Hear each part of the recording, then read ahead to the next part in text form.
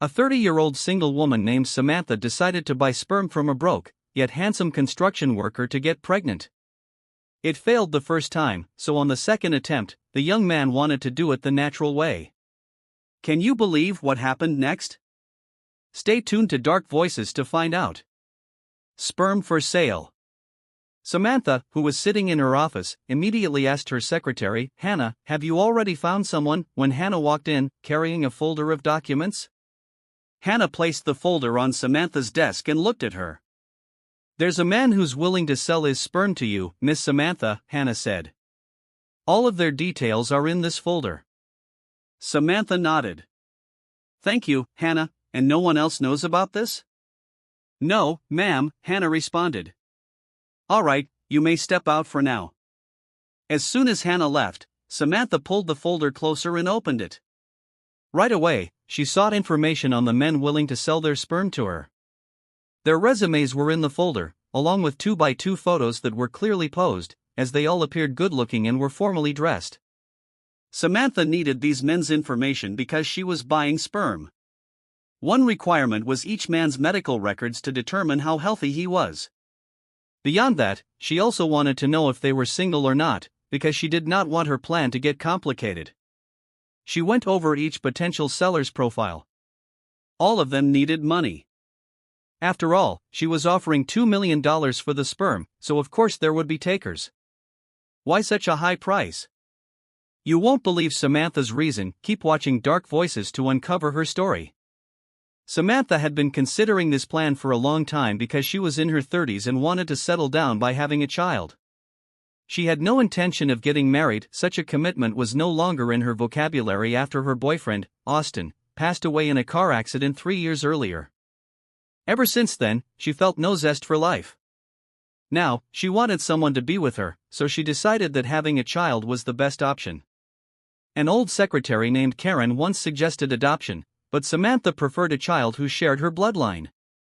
None of the men in the folder seemed like a bad choice. Each one was eager to sell sperm. However, the last profile Samantha opened caught her eye. She paused, took a closer look at his information, and read, Michael Lawson Carter, 32 years old, American construction worker. That was the basic information for the man she found most handsome of them all. He drew her attention, and she believed he needed the money more than the others. Some of the other candidates had fairly stable lives. Samantha chose Michael. She picked up her phone and dialed his contact number. After a few rings, he answered. Hello, came his cold greeting. Is this Michael Carter? Samantha asked. Yes, who's this? Are you from some shopping site? Samantha frowned slightly. No, I called because you're the one I've chosen to sell your sperm to me. Can we meet in person? Michael took a moment before replying, okay, sure. I'll text you the address and the time. Samantha said, please be on time. I'm a busy person, and I'd like to talk this over in person. Of course, I'll be there. All right, Mr. Carter, I'm hanging up. Samantha did not wait for him to respond. She ended the call, put away all the papers, and left only Michael's information on her desk so she could read it again. She wanted everything to move as quickly as possible because her goal was to have a child who shared her DNA, ensuring she would no longer be alone. Michael, the chosen sperm seller, arrived at Samantha's office around 5 o'clock in the afternoon, just as she had instructed. He wore simple clothes that hinted at his modest lifestyle, but his good looks were striking. Samantha asked him to sit in the chair near her desk. She composed herself and looked at him steadily. Mr. Michael, Samantha began, folding her hands on the desk, I'm happy that you're one of those interested in selling me your sperm.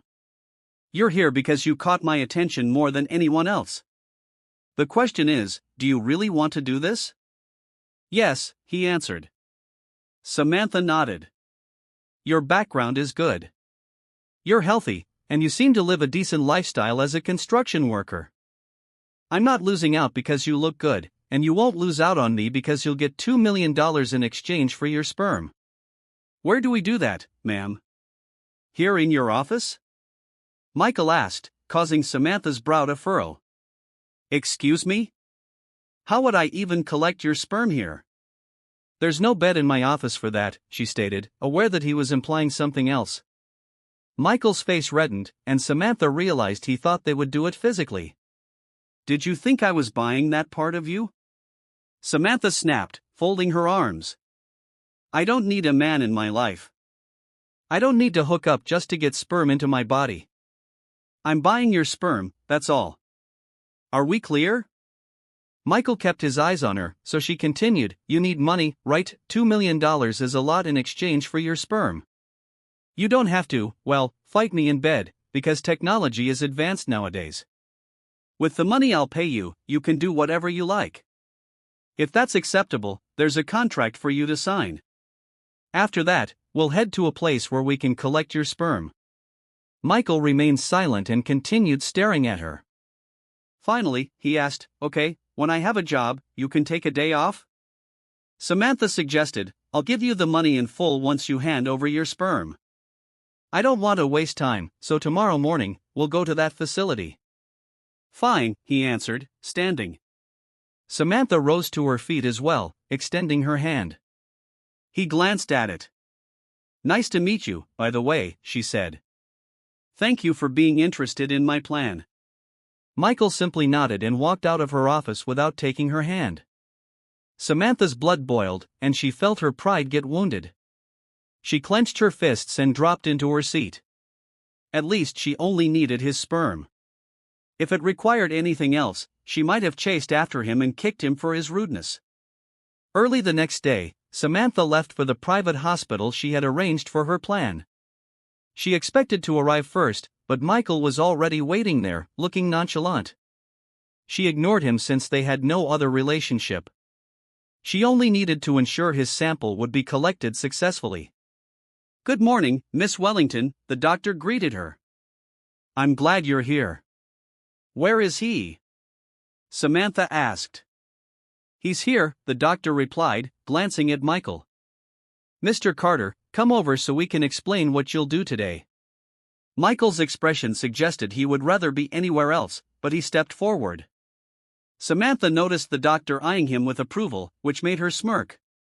You've chosen well, Miss Wellington, the doctor continued. It looks like your child could be quite attractive. Then the doctor faced Michael. Come on in, sir, so we can go over what you need to do this morning. Michael, looking uncertain, asked, What exactly do I have to do? Just take care of releasing a sperm sample, the doctor said. You won't have to strain yourself too much. That's right, Samantha added, but overall, the doctor knows best, so just follow his instructions.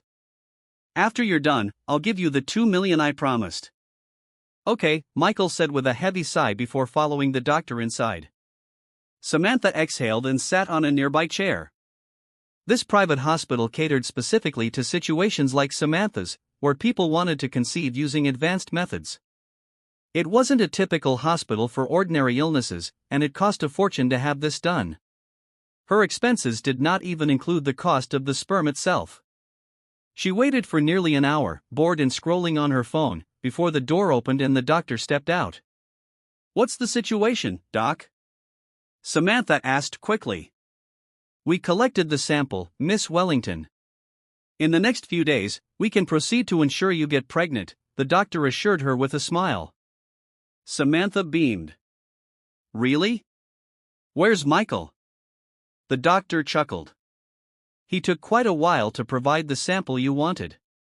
He's in the bathroom right now, recuperating. She was surprised. He's in the bathroom? Yes, came the reply. It must have drained him to do this.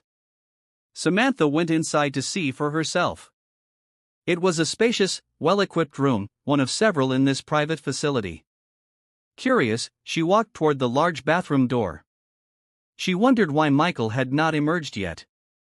She knocked gently. Mr. Carter?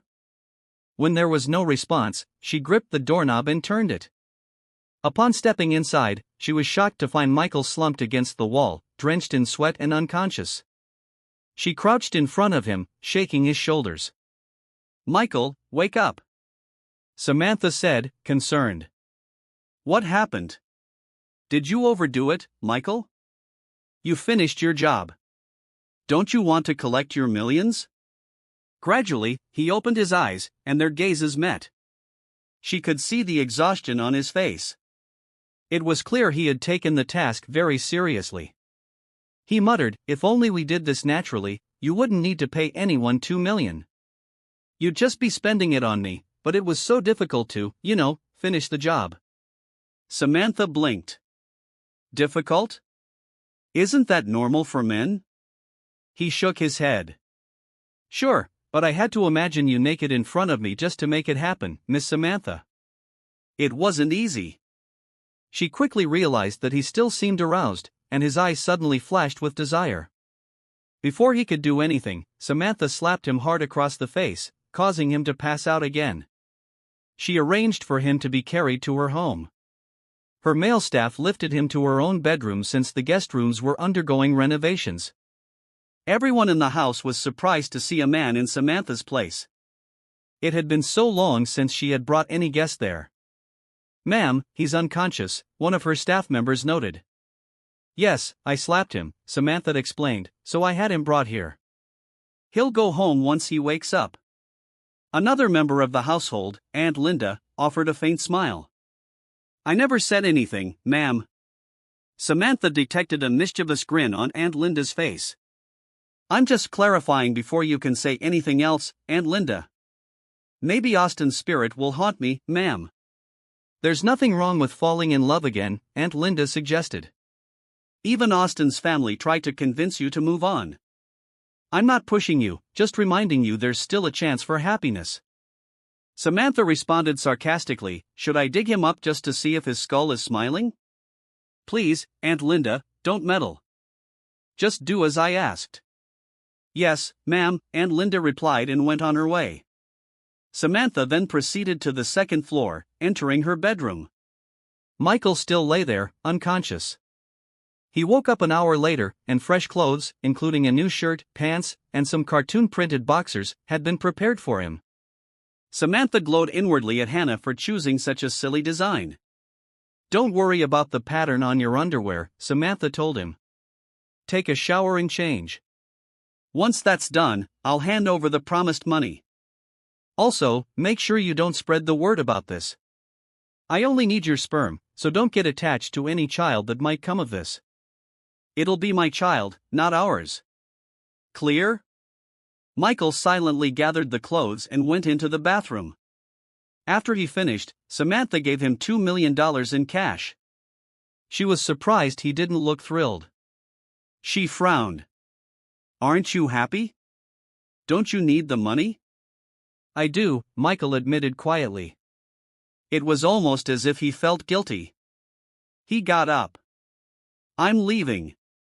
My service to you is done, so please don't call me again." "Wow, so full of yourself," Samantha spat. "Who said I'd chase after you? Once your sperm is inside me, I'm hardly going to bother you." She rolled her eyes. "On your way out, talk to the older lady downstairs. She knows what to do." Without another word, he left, acting like nothing had happened. Samantha dropped into a chair, unable to quell her frustration. She had chosen him only for his good health, background, and looks, no other reasons. She noticed one of her cabinets was slightly ajar. Frowning, she approached it and opened the door. Her eyes went wide. The cabinet was empty.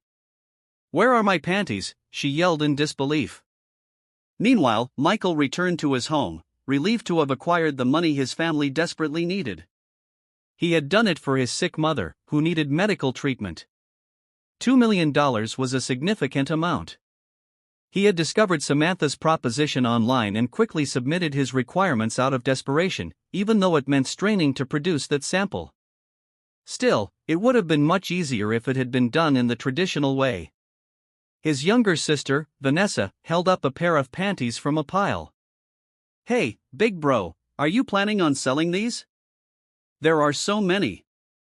Why aren't they in a container?"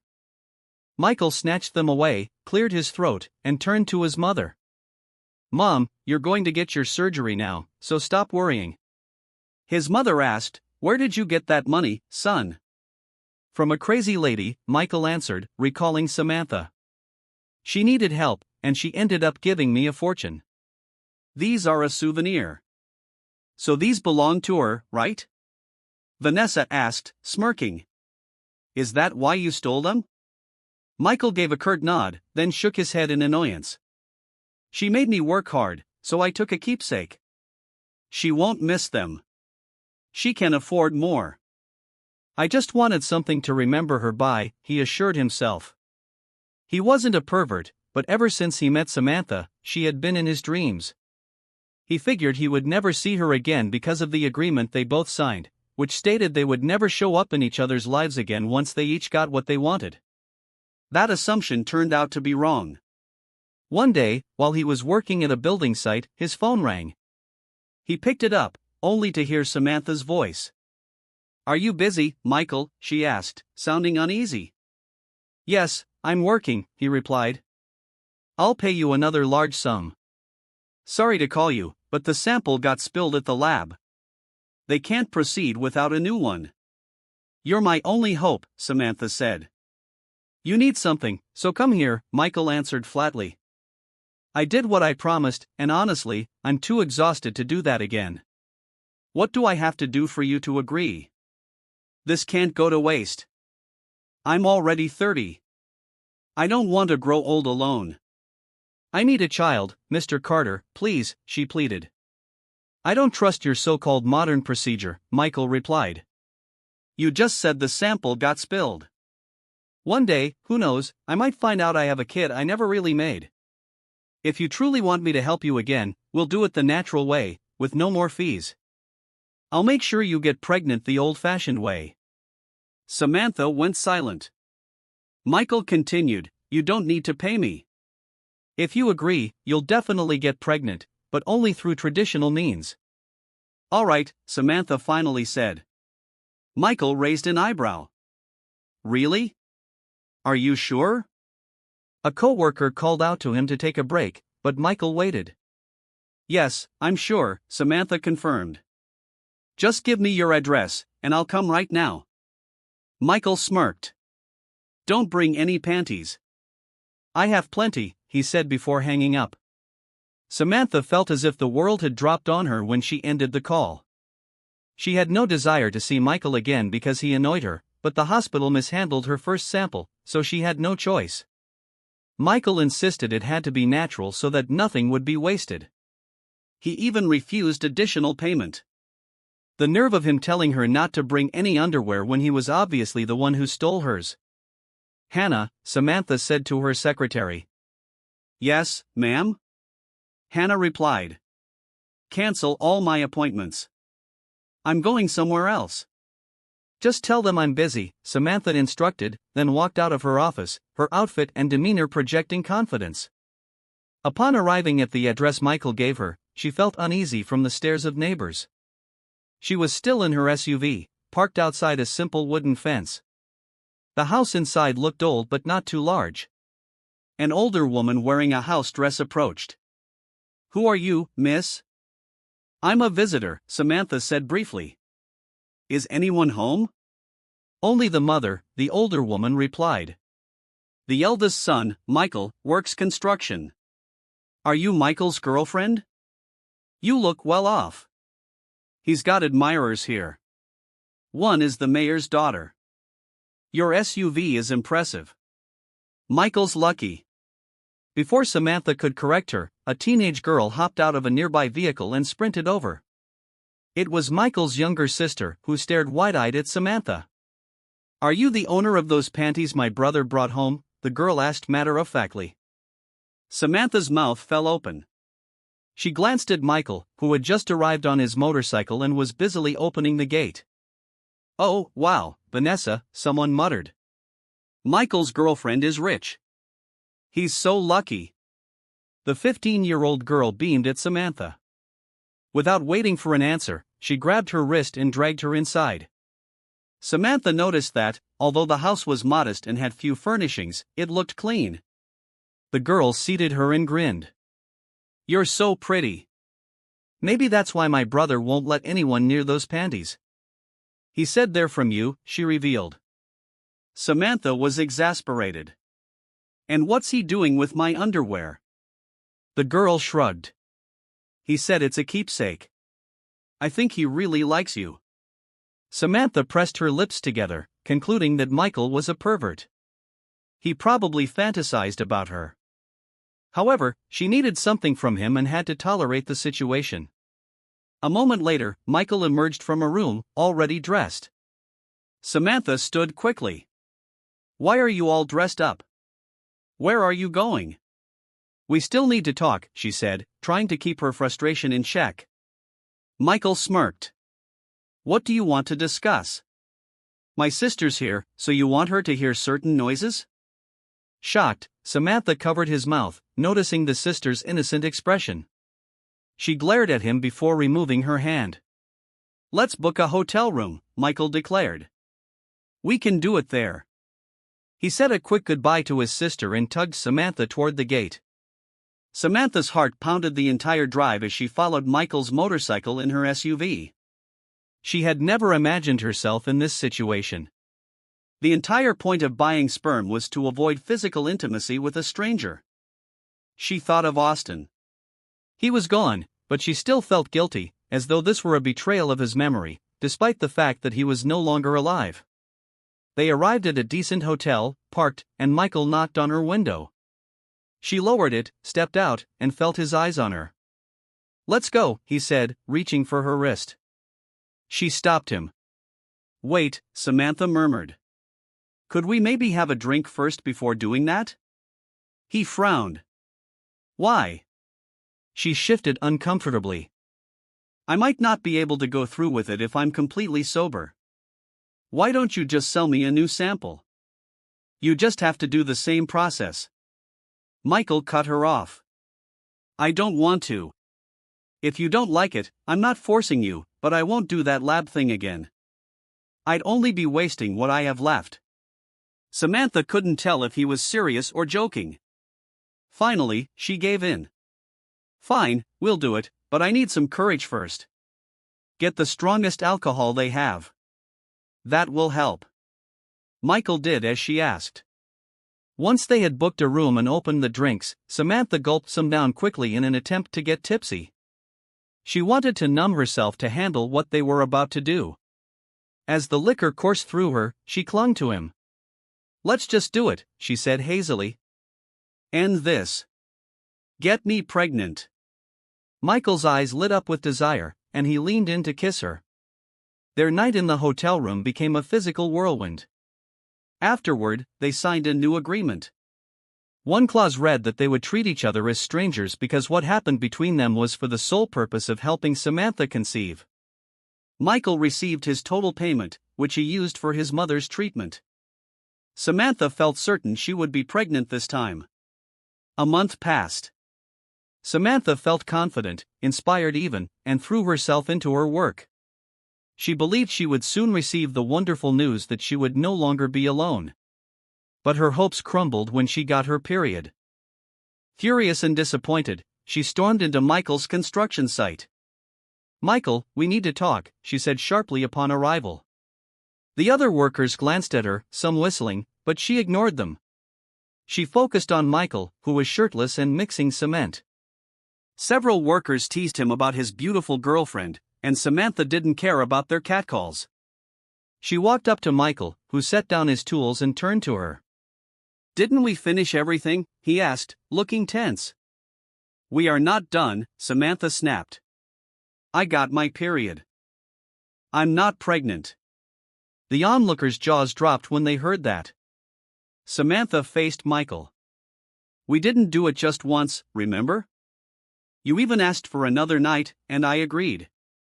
So why am I still not pregnant?" "Then maybe we need to do it daily until you are," Michael stated, removing his protective gloves and setting them aside. "You came to me on your own, Miss Samantha. You said you were busy, but you want a child, right?" She inhaled deeply and swallowed her pride. "Yes, that's why I'm here." "When my period ends, we'll do it again," she said, averting her gaze, embarrassed to admit she was basically pleading for another session. She disliked the idea of going to a different man, especially after choosing Michael with such care. "Fine, we'll do it," he replied. and once her period was over, they resumed their arrangement. It didn't happen just once, but multiple times over several days. Michael even took time off work to accommodate Samantha's request. Samantha slowly realized she was enjoying it.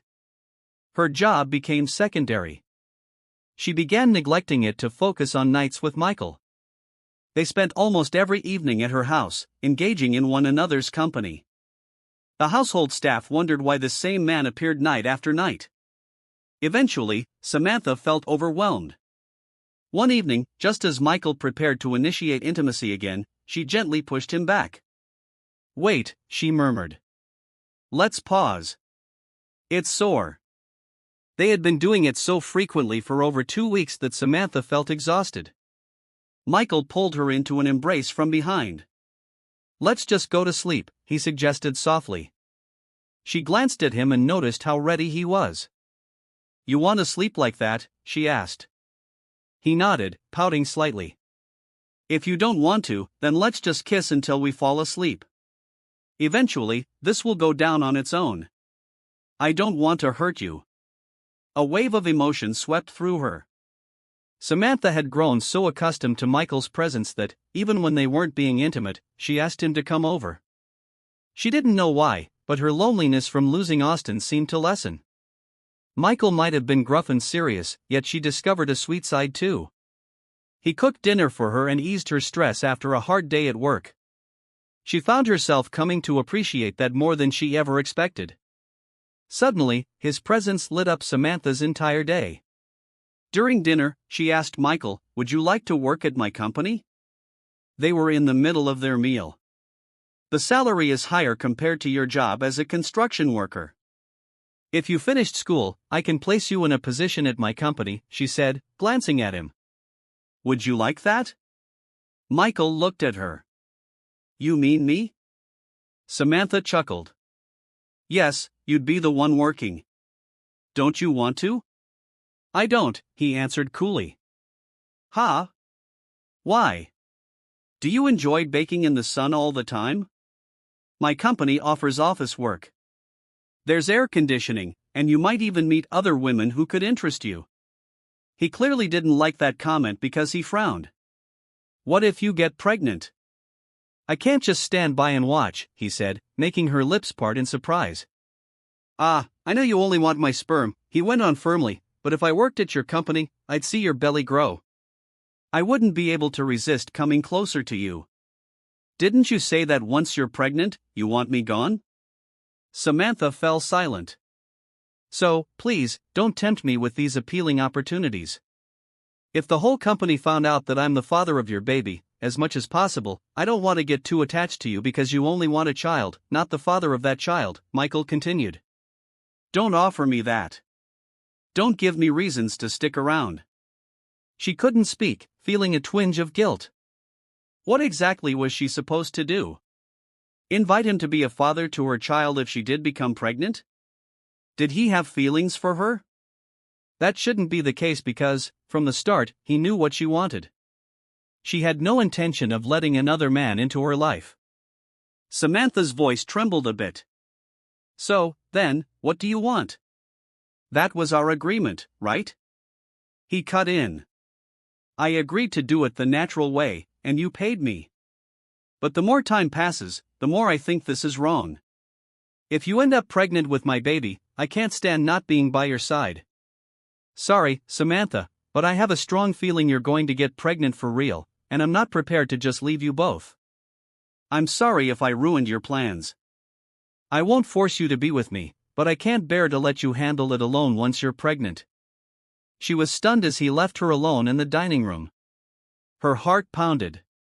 She hadn't expected him to say anything like that, and now she felt so confused. She had no idea what to do in this situation. From that day onward, Michael no longer came by her house. Perhaps he realized that she truly wasn't looking for any kind of attachment, so he left her alone. Yet, Samantha felt hurt. She had grown used to him somehow, and now she was lonely again, alone in her life. "Ma'am, are you okay? You look pale." "It's still early in the day," said Hannah, her secretary, who placed a stack of papers on Samantha's desk. It had already been a month since she and Michael last saw each other. She had been pouring herself into work to avoid thinking about him, but she was sad.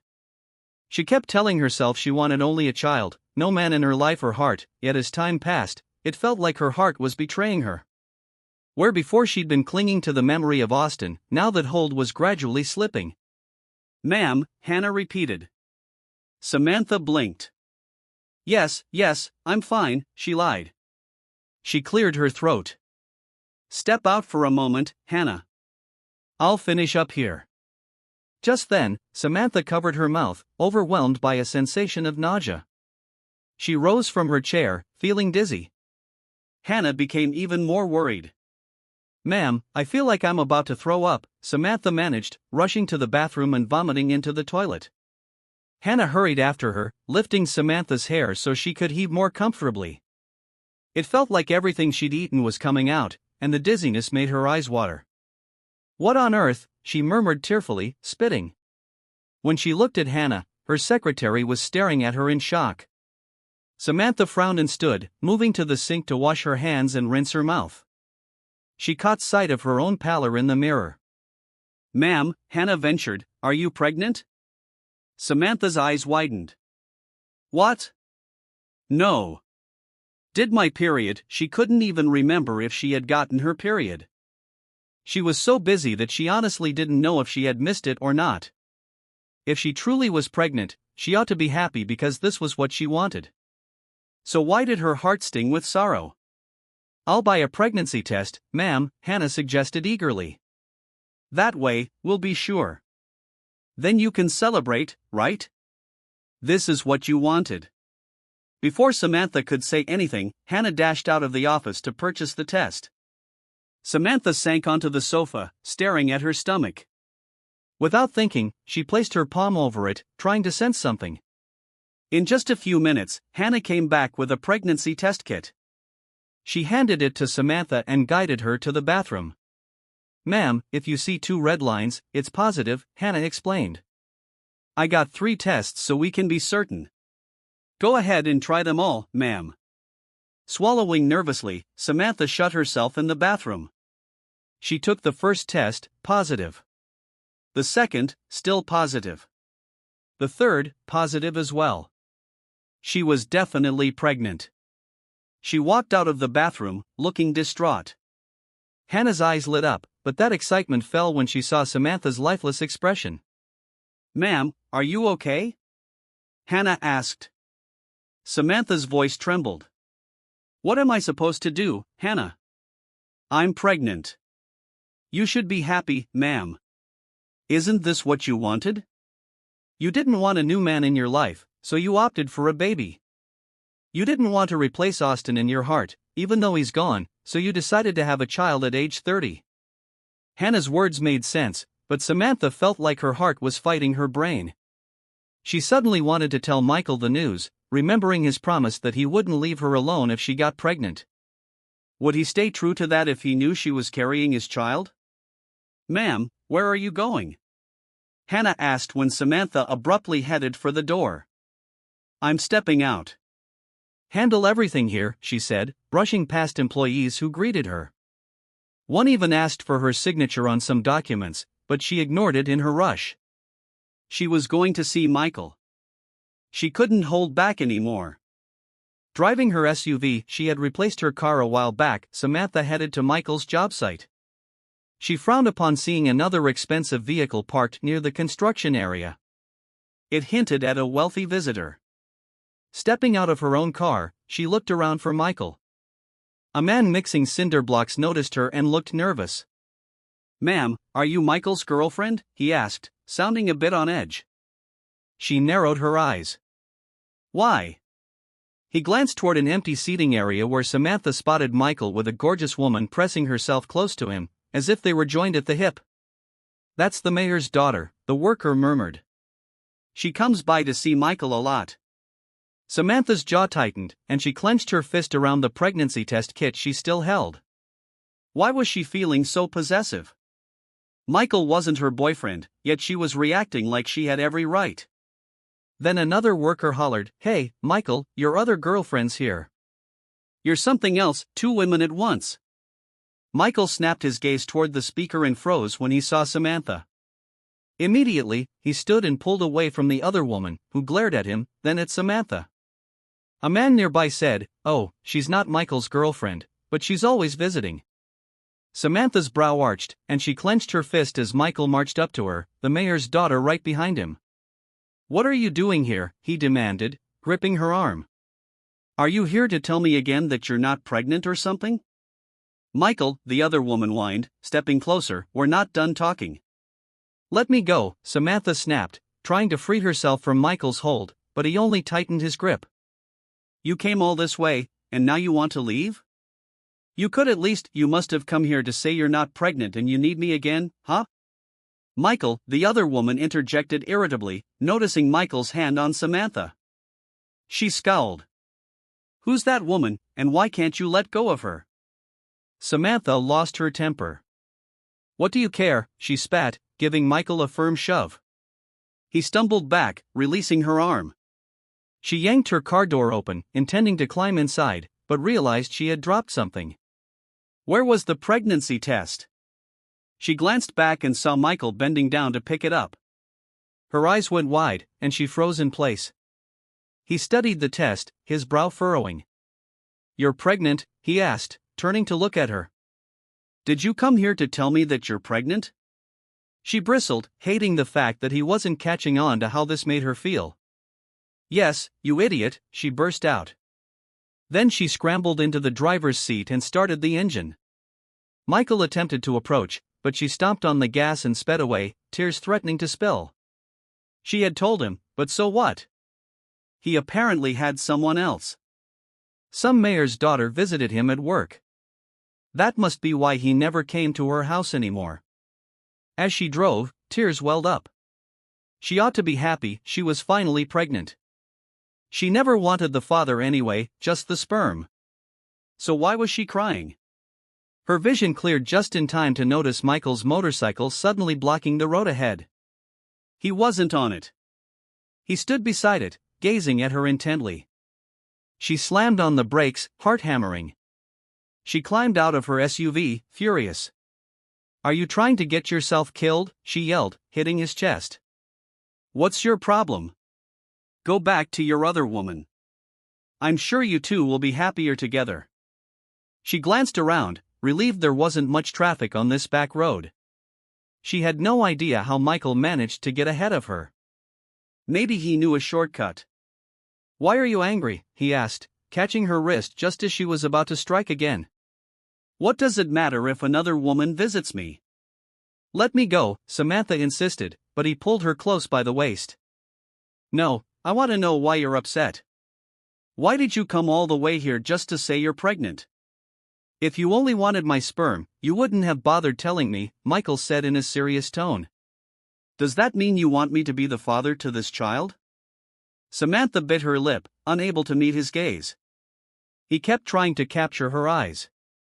"I'm ready to take responsibility," he told her, voice low.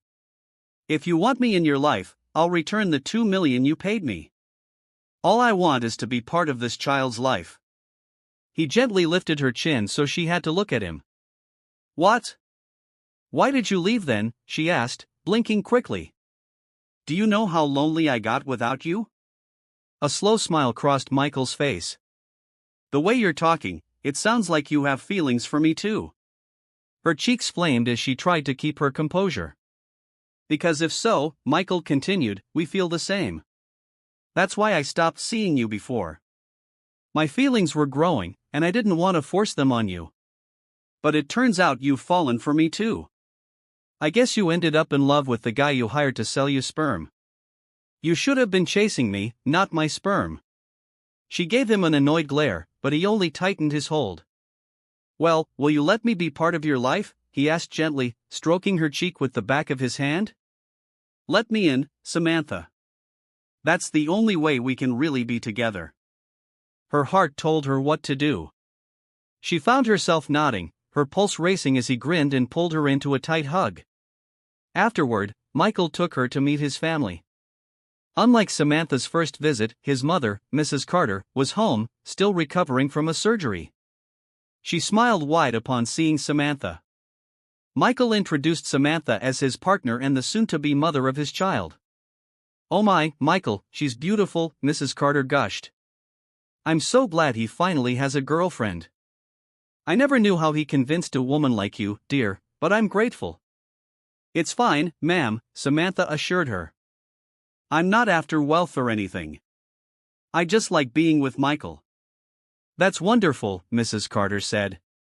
"You're the first woman Michael has ever brought here. He hasn't had a girlfriend before." "But what about that mayor's daughter?" Michael's younger sister, Vanessa, teased, earning a smack on the shoulder from their mother. "She barged in herself," Mrs. Carter clarified. "But you, Samantha, Michael brought you home himself. That makes all the difference. I already like you for my son." "I like you too, Samantha," Vanessa chimed in. "Please give me one of your, underwear. My brother locked all yours in a box. He said he's the only one who can look at them." Michael cleared his throat awkwardly. Mom, we actually came to tell you something," he said. Instantly, everyone grew serious. "What is it, son?" Mrs. Carter asked. "Samantha is pregnant," Michael announced. Silence settled for a moment, and Samantha grew nervous. "Are you okay with that, Mom?" she asked. "I'm pregnant, and Michael is the father." To her surprise, they broke into applause. She stared, confused, as Mrs. Carter rushed over to hug her. "This is wonderful news," the older woman cried with joy. "How did it happen so fast? You two haven't been dating that long, and you're already pregnant. Honestly, I worried he'd never settle down." "Would you like me to describe how it happened, Mrs. Carter?" Samantha quipped, feeling half playful, half embarrassed. "Oh, no, Mrs. Carter said, still excited. "I get the idea. My goodness, now what are your plans? You're expecting a child. You can't possibly avoid marriage." "Mom," Michael gently cut in, "we can talk about that later. What matters now is Samantha's well-being." "Yes, I know. I'm just excited." She turned back to Samantha. "What are you planning to do, dear? Would you like to stay here so we can look after you? Being pregnant is no joke. You need someone around all the time, and if you two want a bigger family soon, well, Michael is already 32, so keep them coming, kids." Samantha laughed. "I actually suggested that if all of you want, you could come live in my house. It's huge, and I'm all alone there other than my house staff. There's plenty of room." Vanessa's eyes lit up. "Do you have a swimming pool?" Samantha nodded. "Yes." "Oh, that's great." "No, we'll be fine," Mrs. Carter said, smiling at Samantha. "It might be better for you and my son to live together in your big house, just the two of you. We'll visit, of course." Samantha turned to Michael. "Is it okay for you to live under the same roof with me?" "Of course," he answered, smiling back. She felt a sudden burst of genuine happiness, something she hadn't felt in so long. All because of him. Michael moved into Samantha's house to live with her, almost like a common-law arrangement. He quit his construction job to devote himself to taking care of her pregnancy. As her belly grew, he was more and more excited to have his own family. At last, he knew he had nothing, while Samantha was wealthy. She could easily support herself financially, but she never made him feel inferior, so he tried his best to show how much he valued her by looking after her every need. Michael finally understood why she wanted a child. She'd lost her parents, then lost her ex, Austin, so she was on her own. She just wanted someone to be with her, so she was ready to pay any amount for sperm. But since the day he started staying with her, Samantha introduced him to all her staff and eventually to her employees at the company. She was proud to present him as her partner and the father of her unborn child, and just that attitude made him fall for her even harder. "Where would you like to eat?" Samantha asked one time, beaming at him as they strolled through the mall, hand in hand. She had no work that day, so they decided to go out. Michael actually wanted her to stop working since her belly was getting bigger, but she wouldn't listen. "I'll pay," he offered. I've got money. Where do you want to go? She thought it over. I want some rainbow-colored mango with mayonnaise. Rainbow? He blinked. Might be tough to find that around here. Samantha pouted. But I have a craving. Get it for me, okay? Swallowing nervously, Michael realized how odd it was. He'd never seen a rainbow-colored mango in his life. I'll be upset if you can't get me some, Samantha whined. Isn't that why we're at the mall? He placed a comforting hand on her shoulder. Don't worry, I'll get you whatever you want. Leading her to a restaurant, he asked her to sit while he approached the counter. Hi, sir, the female cashier said brightly. What can I get for you? Michael sighed. I doubt you can make what I'm about to request, he began, biting his lip. The cashier blinked at him expectantly. I need rainbow-colored mango with mayonnaise for my pregnant girlfriend, he explained. I'll pay for whatever special service is needed.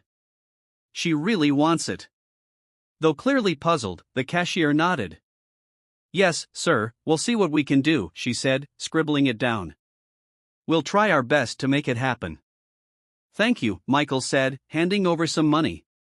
When he turned back, he spotted Samantha talking to another woman, a blonde bombshell in a figure-hugging outfit. He recognized her instantly, and his stomach churned. Oh no, what is she doing here?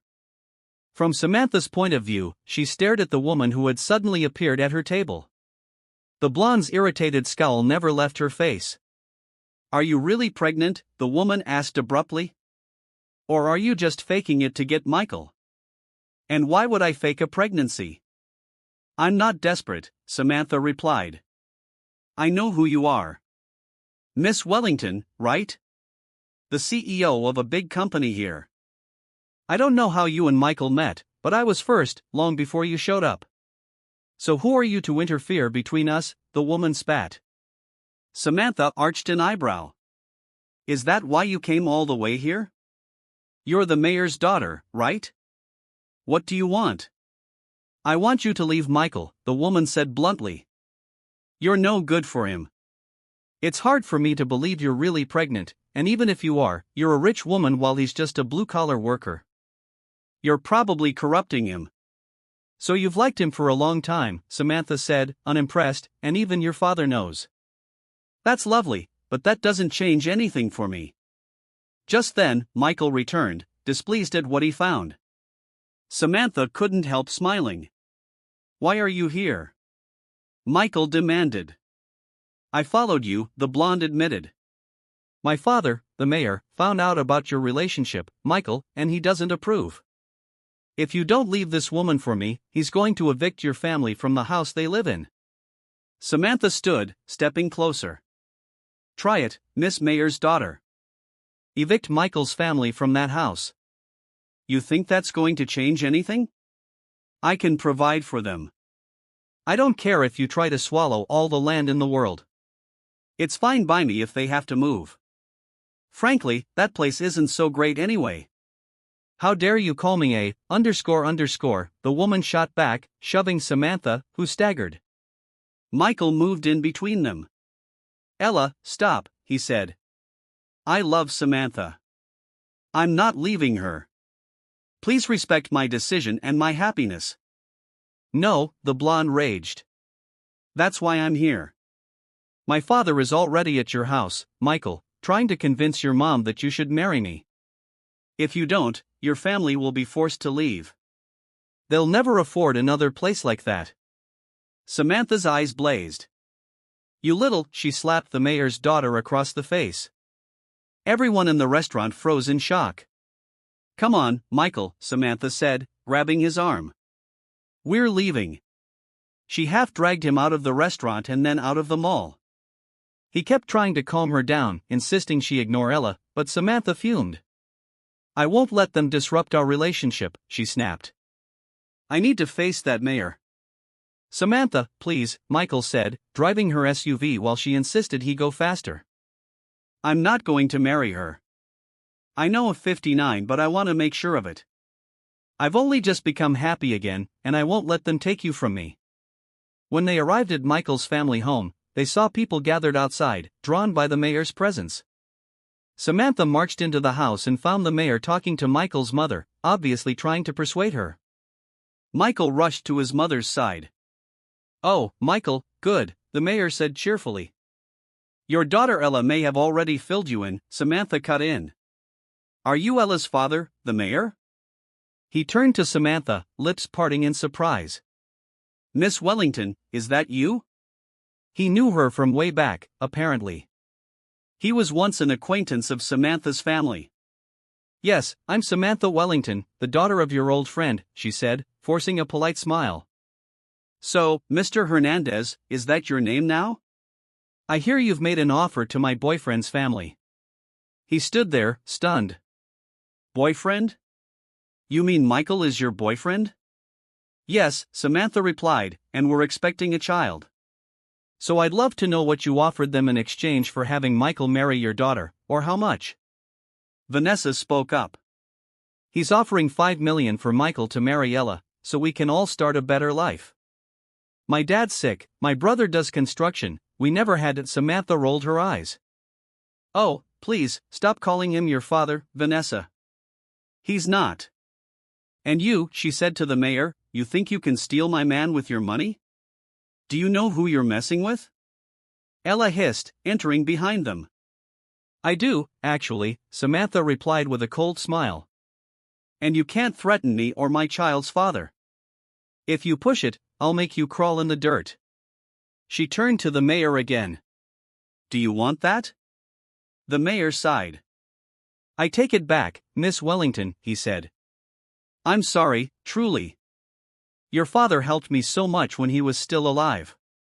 I don't want to become your enemy, Mercedes. Forgive me. I meant no harm." He gave Samantha a shaky smile. "I won't oppose your relationship anymore, Miss Wellington. I'm happy to see you again, and I'm glad you found love. Please excuse me." He left, and Michael's mom, Mrs. Carter, clapped excitedly, hugging Samantha. "That was amazing, Samantha. You're so brave." "Mom," Michael said, "would you really have taken that money?" "Of course not," Mrs. Carter huffed. "I just didn't know how to refuse without making him angry, but I'd never take it, especially now that I'll have a grandchild." Then she turned to Samantha. "So, dear, do you really want us to come live with you?" "Yes, please," Samantha said. "The house is so lonely with just me and the staff. If you join us, it would be much more cheerful." Mrs. Carter glanced at Vanessa. "Well, if Samantha insists, I want to go too," Vanessa exclaimed, excited. "There's a pool." "Yes, come along, Aunt Linda," Samantha teased, renaming Michael's mother for an American setting. "I'd be happy to have you both there." So, Michael's family moved in. The staff at Samantha's house rejoiced, thrilled to see the place lively again. Mrs. Carter and Samantha's loyal housekeeper, Aunt Linda, quickly became friends. Vanessa had fun splashing in the pool. Meanwhile, Samantha and Michael often sat on the balcony at night, hugging beneath the glow of the moon. "I want to study business," Michael told her one night, arms around her, "so I can help you in the future." "I don't want you to carry everything alone. I hate seeing you exhausted." Samantha rested against his shoulder. "Okay, I'll pay for whatever courses you need." He laughed. "No, I'll pay for it myself, Samantha. I can't let you do everything. I don't want to be a freeloader, especially with our baby on the way." "You're not freeloading.